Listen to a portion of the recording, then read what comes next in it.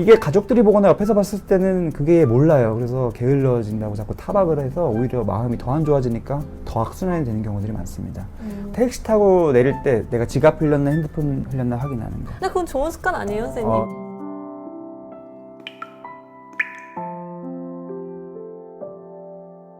정식 진단명은 강박장애죠. 꺼진 불도 다시 보자, 이거는 이제 항상 조심하자, 그쵸. 확인을 하자, 이런 속담이거든요. 가스 밸브 잠갔는지 확인하는 것도 정말 흔한 증상이거든요. 당연히 불조심, 자나깨나 불조심 확인하면 좋죠. 그쵸. 좋은데 문제는 이게 너무 지나치게 확인하느라고 오히려 더 문제가 커지는 그거예요. 그걸 또 속담으로 표현을 해보겠습니다. 언발에 오줌 누기.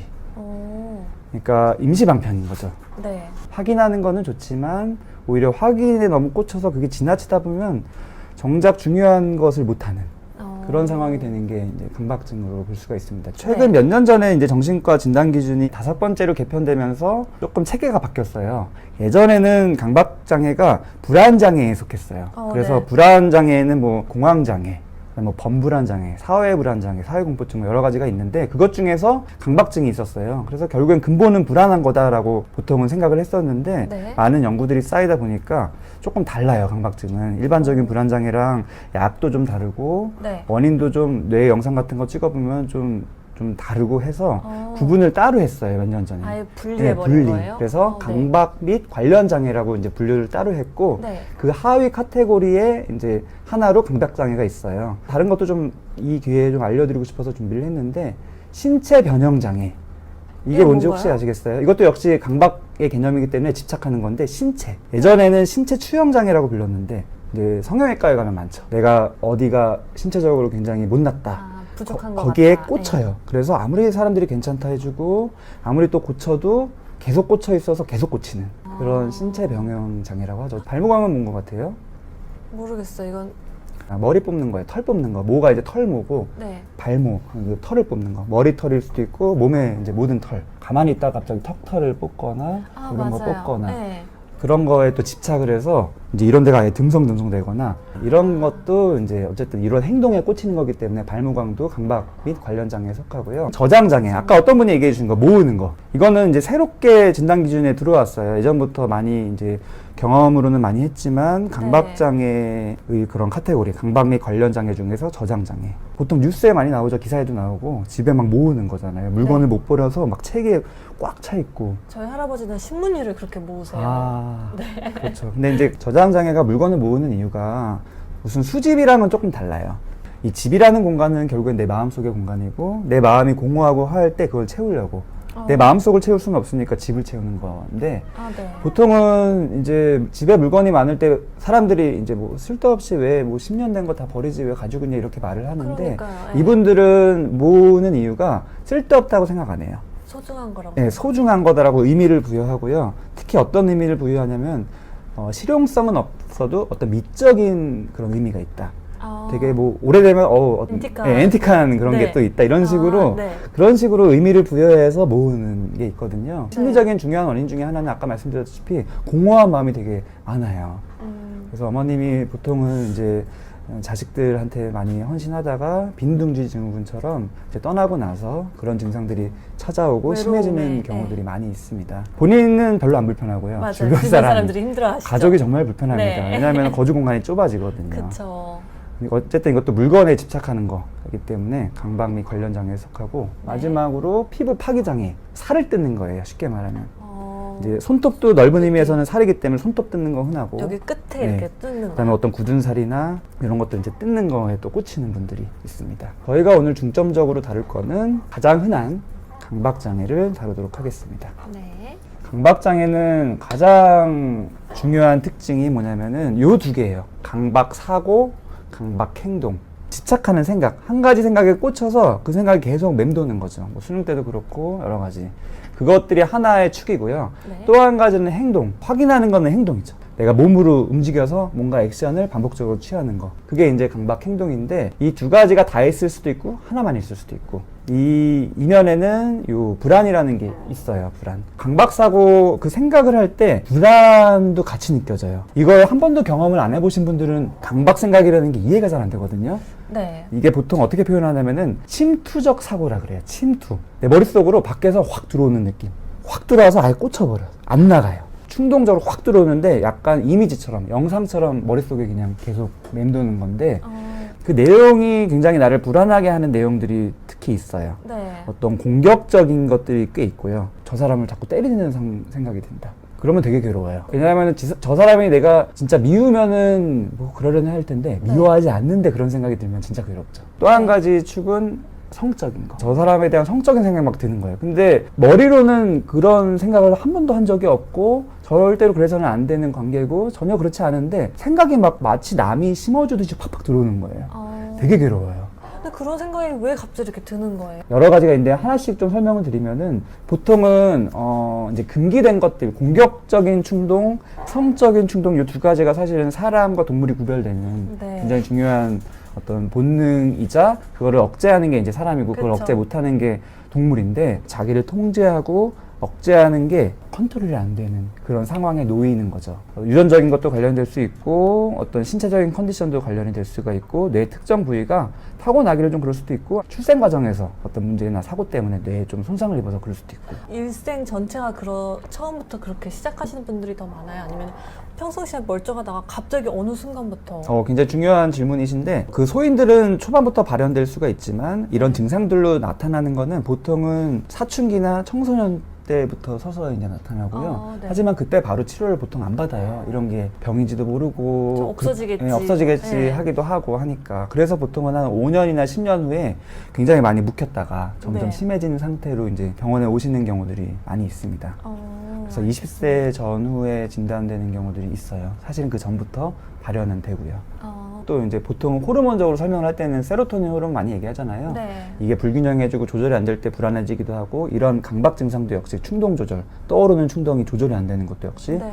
호르몬과 관련되기 때문에 항우울제가 이따 말씀드리겠지만 치료약 중에 굉장히 중요한 거고 그 다음에 또 한 가지는 자라는 환경이나 어떤 자기의 성격이 굉장히 억압되거나 이런 상황일 때 내가 평상시에 느끼는 자연스러운 감정 뭐 사람이 살다 보면은 좀 욱할 때도 있고 공격적인 느낌이 들 때도 있고 성적인 생각할 때도 있고 그런데 그것들이 과도하게 억눌린 채로 이제 자랄 수밖에 없는 상황이었을 때 네. 그러면 안 된다 하면 사람이 안 그럴 것 같지만 오히려 꽉 눌렀다가 팍 튀어나와요. 터지죠. 네. 중요한 거는 강박 사고나 강박 행동 둘 중에 하나는 있어야 돼요. 꽂히는 생각이 하나 있거나 네. 지금까지 설명드린 게 이제 그거고요. 설명 안 드린 게 꽂히는 행동, 반복적으로 하는 행동. 그 행동을 하는 이유 역시도 불안과 관련이 돼요. 보통은 강박 사고랑 강박 행동이 같이 오는 경우들이 많은데 한번 그런 생각에 꽂히잖아요. 네. 내가 막 누구를 공격하는 생각이 들어요. 그러면은 영화에서 많이 나오죠. 내가 살인을 했어요. 그럼 피가 묻어 있고 열심히 땄죠. 네. 피 이미 닦은 지 오래 피 하나도 없는데 계속 닦죠. 그거를 이제 심리적으로는 취소라고 하죠. 방어 기제인데 내 마음에 뭔가 찝찝한 게 있기 때문에 자꾸 없애려고 하는 거. 근데 이 손 씻는 게 사실 없애는 거랑 별개인데도 이 행동을 통해서 뭔가 없애려고 하는 그런 노력을 취소라는 방어 기제라고 하는데 이 강박 행동도 그런 식으로 취소라는 방어 기제와 관련이 많이 돼요. 그래서 사람이 생각이 막 들어요. 꽂히는 생각, 충동적인 생각, 그런 충동적인 감정이 막 떠오를 때 너무 괴로울 거 아니에요. 불안해지고. 네. 그럴 때 이거를 완화시키기 위해서, 이런 불안을 완화시키기 위해서 한 가지 행동에 몰두하는 거예요. 한 가지 행동을 계속하다 보면은 이런 생각으로부터 벗어날 수 없어지죠. 있죠. 네. 그런 마음이 조금 편안해지거든요. 이런 이유로 강박 행동이 더 강화가 돼요. 내가 한번 어떤 생각이 들어가지고 너무 괴로웠는데 어떤 행동을 했더니 생각이 안 나. 그런 생각이 안 나. 마음이 편해져. 그러면 그게 강화되는 거예요. 다음번에 또 그러면 또 그렇게 하는 거예요. 그런 식으로 강박 행동이 이제 고착화가 그래서 결국 되죠. 이제 손이 까지고 피가 날 때 동안 이렇게 손을 씻고 예, 그렇죠. 피가 날 때까지 손을 씻는 경우가 또 굉장히 중요한 입원할 정도의 강박 장애 증상이기도 해요. 그래요? 실제로 강박 장애가 너무 심하면은 입원을 하기도 하고 수술을 하기도 하는데 왜냐면은 이게 피가 나는데도 계속 씻으면 이게 일상생활이 안 되거든요. 그렇죠. 네. 예. 그래서 굉장히 심한 분들이 또 많이 있습니다. 유튜브에 제 방에 이제 물건들이 누가 만지거나 하나라도 다른 자리에 있다면 화가 나고 항상 그 자리에 있어야 한대요. 이런 게 이제 정신적 강박인지 물건을 화가 나서 다 집어 던지신대요. 어떤 물건 정리정돈도 이제 강박장애의 중요한 증상이긴 해요. 좌우대칭이거나 어떤 방향성, 책을 점점점 높아지게 꼽거나 이런 것들과 관련되기도 하고, 정돈이라는 것 자체가 강박 생각과 강박 행동 중에서는 강박 행동에 네. 속하죠. 근데 이거 역시도 불안과 관련이 돼요. 그래서 보통은 일반인들도 다 경험을 해요. 저도 경험을 하고, 내 마음이 너무 괴롭고 스트레스 받고 불안할 때 내 마음이 막 복잡하잖아요. 복잡한 내 마음을 내가 정리가 못해요. 사람이 네. 자기 마음을 어떻게 정리해요. 근데 물건은 정리할 수 있어요. 그렇죠. 근데 물건을 정리하다 보면은 내 마음도 좀 편해지는 경험을 해요. 그러니까 깨끗하게 정리된 모습을 네. 보니까 마치 그래서 네. 더 강박 행동이 강화되기도 해요. 그래서 항상 마음이 불편하고 그렇기 때문에 정리정돈에 계속 반복적으로 꽂히는 경우들이 있습니다. 어떤 것들이 흔한지 좀 정리를 해드릴 텐데, 흔한 순서가 다 있어요. 우선은 강박 사고와 강박 행동으로 나눠서 좀 설명을 드릴 텐데, 먼저 강박 사고, 머릿속에 꽂히는 거. 어떤 생각이 꽂히는 게 흔할까? 청결에 대한 생각이 제일 흔해요. 그래서 이제 강박 행동으로 이어지는 거는 씻는 거죠. 알겠습니다. 그래서 오염되는 생각이 제일 많고, 의심하는 거, 위험하다 또는 어떤 공격을 누가 할 것 같다, 이런 식으로 되게 의심을 과하게 병적으로 하는 거예요. 그 다음에 단순 강박 사고라고 하는 거는 아까 제가 말씀드린 흔하게 성적인 생각이나 공격적인 생각이 침투하는 거, 그런 생각에 꽂혀 있는 거. 네. 이거 이제 3위. 4위부터 또 소개해드리면은 대칭성을 자꾸 따져보는 그런 생각. 그 다음에 사춘기 때 많이 하는 거 있잖아요. 생각을 굉장히 많이 반복적으로 하는 건데, 뭐냐면은 공부하기 싫을 때 많이 하는 거죠. 이 우주의 끝은 어딜까? 이 우주에 대한 생각을 광범위하게 이제 우주관에 대해서 거창하게 생각하거나, 또는 삶은 무엇일까? 죽음은 네. 무엇일까? 보통 이제 강박사고의 흔한 것들은 우주관, 또 죽음과 삶에 대한 거, 그 다음에 종교적인 생각, 신은 무엇이고 누구고, 이런 생각에 계속 맴도는 거. 몇 시간 금방 가죠. 강박 행동은 체크. 내가 가스밸브 잘 갔나 안 잘 갔나 확인하는 거. 또는 이런 것도 흔해요. 택시 타고 내릴 때 내가 지갑 흘렸나 핸드폰 흘렸나 확인하는 거. 근데 그건 좋은 습관 아니에요, 선생님? 좋은 습관이죠. 한 네. 번 확인하는 건 좋은 습관이에요. 근데 계속 확인해, 10번씩.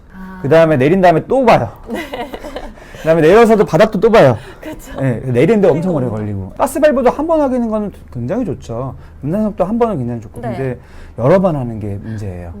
확인했는데 다시 또 들어가서 또 확인하고, 또 들어가서 또 확인하고. 그래서 다시 이제 말씀드리면, 체크하는 것도 흔하고, 근데 오염된 거 관련해서 닦는 거, 이런 것도 흔하고, 숫자 세는 것도 이제 되게 다양해요. 보면은 보통 사람들은 그런 경험을 안 해보는 경우들이 있는데, 잠 안 올 때 뭐 양 세고 이런 정도가 아니라 주로 그 정도가 아니라 반복적으로 세는 거예요. 1부터 10까지만 반복적으로 1, 2, 3, 4, 5, 6, 7, 8, 9, 10, 19, 87, 65, 4, 3, 2를 계속 100번. 이거는 머릿속으로 하는 거긴 하지만 행동에 속해요. 이 숫자를 또 어떤 규칙을 맞추는 거에 꽂히는 분이 있어요. 나는 7이 좋으니까 오늘 내가 엘리베이터 3층에 어떤 사람이 눌렀네? 근데 7을 맞춰야 되잖아요. 그럼 네. 4를 이제 찾는 거예요. 이런 식으로 뭔가를 맞춰가는, 숫자를 셈하는 것도 있고, 숫자를 뭔가 계산해서 한 숫자로 또 맞추는 것도 있고, 어떤 한 숫자를 피하는 것도 있고.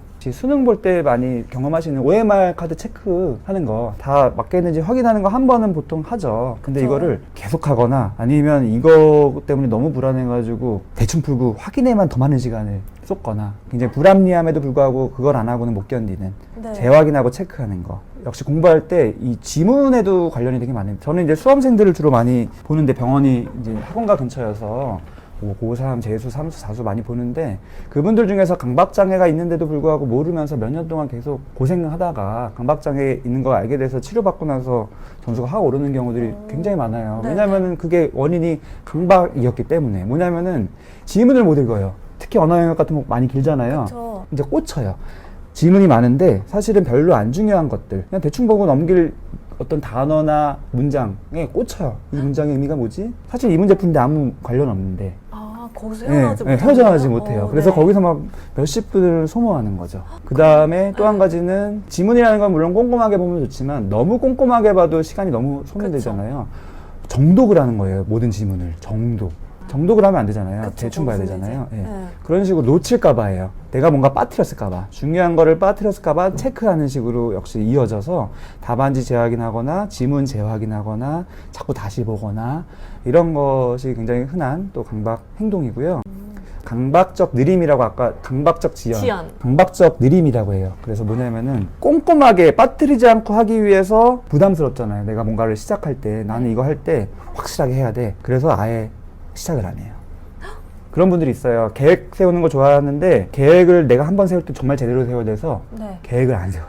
그리고 나중에는 세우려고 해요. 왜냐면 한 번 세울 때 정말 잘 세워야 되기 때문에 시작하기가 너무 부담스러워요. 그래서 꿈을 내는 거예요. 자꾸 뒤로 미루고.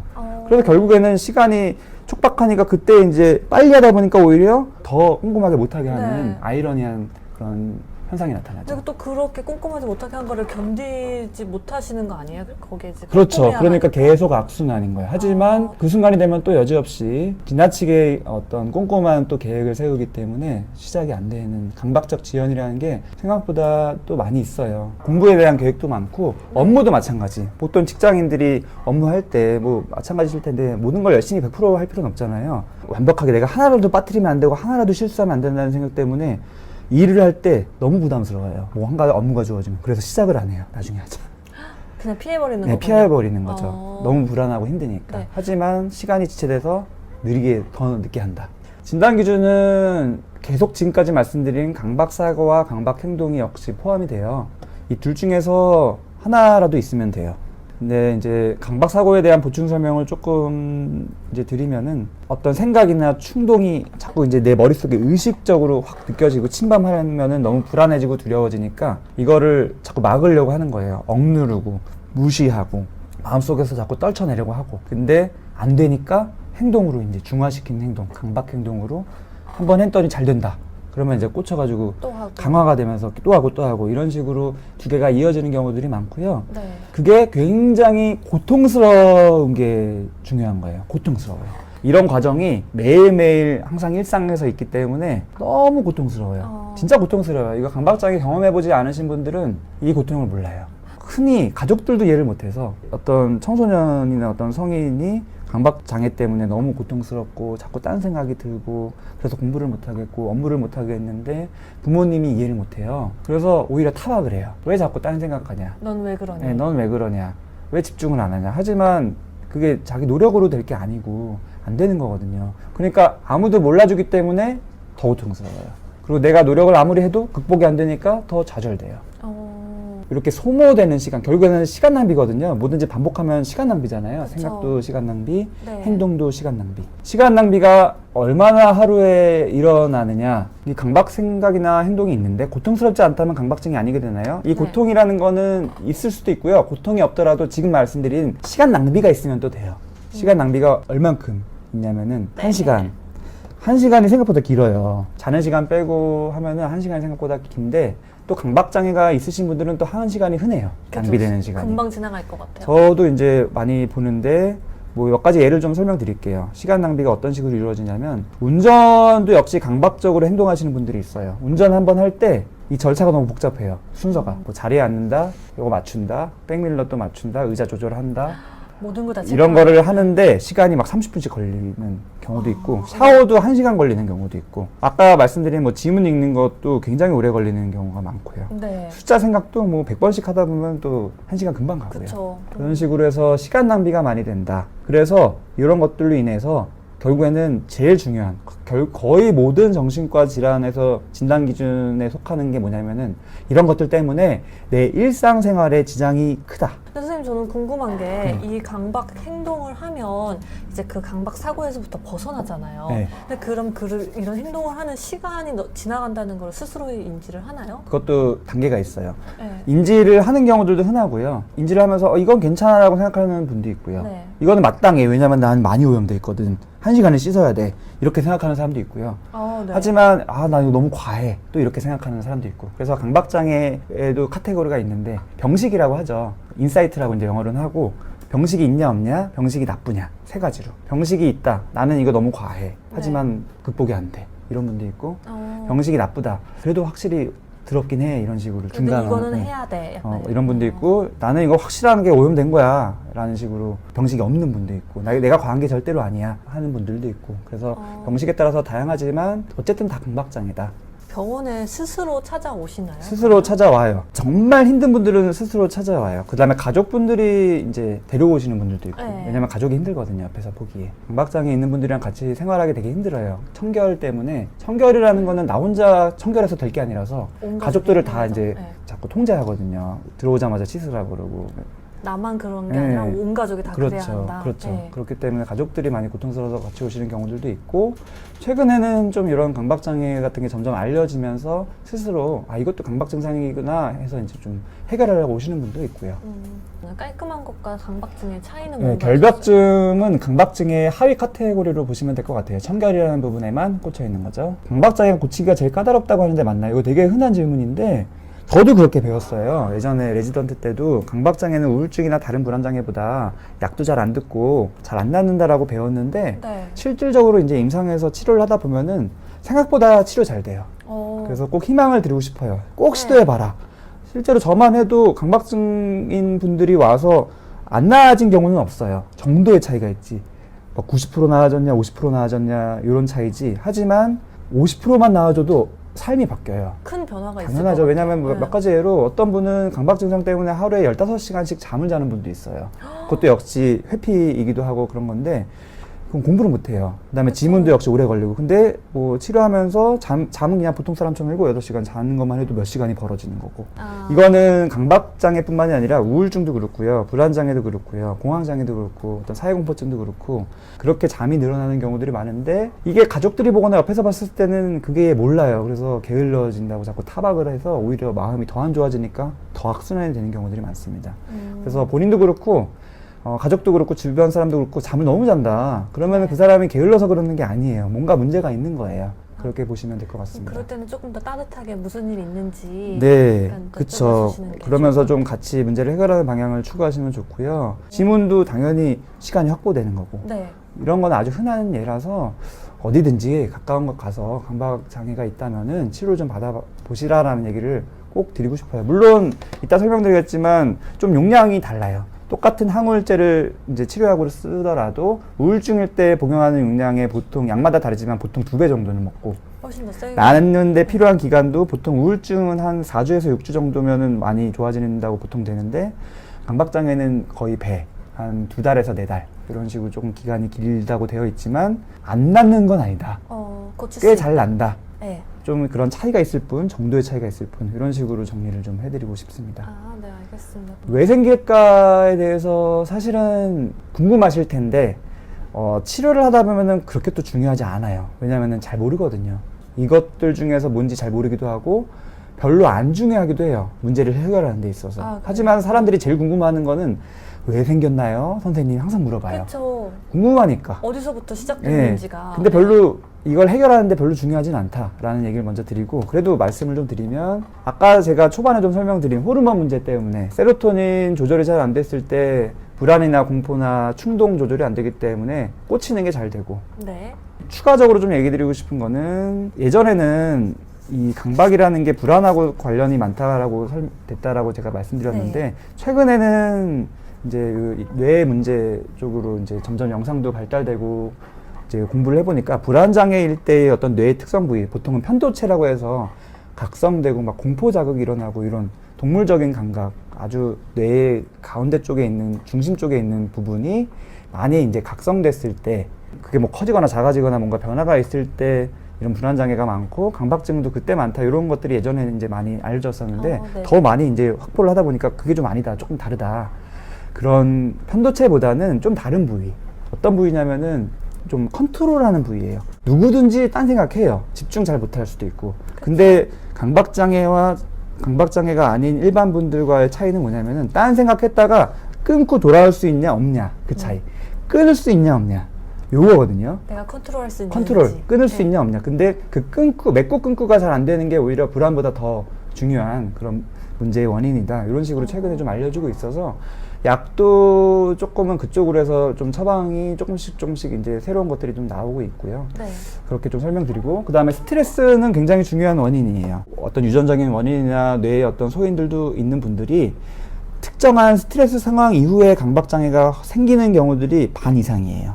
50%에서 한 4분의 3 이상. 보통 흔한 스트레스는 뭐냐면은 임신 때. 흔해요. 임신 때에서 좀 스트레스 많은데 그때 이제 강박적인 생각이 찾아오거나 어떤 꽂히는 행동들을 많이 시작하게 되시는 분들이 있고요. 그 다음에 어떤 성적인 문제를 당하거나 그랬을 때 역시 그 트라우마처럼 스트레스 상황 이후에 꽂히게 되거나, 그 다음에 또 흔한 스트레스 중에 하나는 가족의 어떤 죽음, 그런 식으로 원인이 될 수 있다. 그 다음에 또 한 가지 유전 얘기 아까 드렸죠. 타고난 소인이 보통 한 20-30% 이상은 관련될 수 있다. 그 다음에 학습이라는 거는 뭐냐면은 항상 고전적으로 많이 나오는 거 있죠. 이제 침 흘리는 개. 고기랑 종소리랑 같이 울리면은 고기를 봤으니까 개가 침을 흘리는데 나중에는 종소리만 울려도 침을 흘린다. 네. 이걸 이제 조건화라고 하잖아요. 그런 식으로 강박이 생기는 경우도 있어요. 이게 뭐냐면은 사실은 어떤 불안하고 전혀 상관없는 생각인데 그냥 어떤 생각을 내가 한번 꽂혀서 해봤어요. 근데 그때 마침 불안한 상황이었어요. 가슴이 두근두근대거나 긴장되거나 초조했어요. 그러면은 그 다음부터는 이게 조건화가 되면은 그게 몇 번 반복되다 보면은 내가 이 생각만 하면은 불안해져요. 그런 식으로 조건화가 돼서 강박 생각이 굉장히 불안해지고 하지만 반복되기 때문에 또 해결하기 위해서 강박 행동을 또 한다. 이런 식으로 강화된다. 자기 스스로 안 좋은 훈련을 시키는 거네요. 그쵸. 사람이 생각보다 그렇게 합리적이거나 자기를 스스로 이렇게 잘 통제하기 힘들어서 쉽게 많이 그 늪에 빠지기 쉬운 것 같아요. 그래서 이거를 경험하시고 계신 분들은 진짜 힘들어요. 진짜 힘듭니다. 그래서 꼭 주변 분들은 이해를 해주셔야 노력을 하셔야 되고요. 본인도 자꾸 스스로 탓을 하거나 자기 의지 박약 쪽으로 돌리거나 극복하지 못했다고 자괴감에 빠지실 필요가 없고 전문가를 만나서 치료하면 치료가 잘 된다 생각보다 이 얘기를 자꾸 반복적으로 드리고 싶습니다. 도움을 받았으면 좋겠어요. 네. 마지막으로 극복법을 좀 알려드리고 싶은데 우선은 좀 심한 분들 아까 말씀드린 진단 기준에 좀 해당된다 하시는 분들은 극복하려는 노력하기 전에 우선 전문가 찾아보시기를 좀 추천드리고요. 그 정도는 아닌데 그래도 조금 내가 있다, 좀 해결하고 싶다, 꽂힐 때 어떻게 하면 벗어날 수 있을까?